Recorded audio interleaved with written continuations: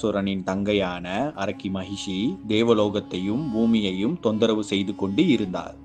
தனது அண்ணனான மகிஷாசுரனின் மரணத்திற்கு தேவர்களே காரணம் என்று எண்ணி அவர்களை பழிவாங்க மகிஷி எண்ணினாள். தேவர்களை அளிக்கும் சக்தியை பெற பிரம்மனை நோக்கி தவம் செய்தாள். மகிஷியின் தவத்தை கண்டு மகிழ்ந்த பிரம்மன் அவள் முன் தோன்றி என்ன வர வேண்டும் என கேட்கிறார்.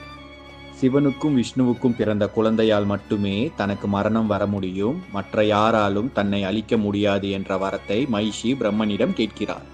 பிரம்மன் மகிஷி கேட்ட வரத்தை கொடுத்துவிட்டு மறைகிறார். மகிஷி இனி தன்னை யாராலும் அழிக்க முடியாது என்ற கர்வத்துடன் இருக்கிறார். தனக்கு சிவன் விஷ்ணுவின் மூலம் பிறந்த குழந்தையால் தான் மரணம் நிகழ முடியும் என்ற வரத்தை நினைத்து சிரித்தார். காரணம், சிவன் விஷ்ணு இருவரும் ஆண்கள், அவர்கள் இருவருக்கும் இடையே எப்படி பிள்ளை பிறக்கும்? ஆகவே தனக்கு அழிவே இல்லை என எண்ணி மகிழ்கிறார்.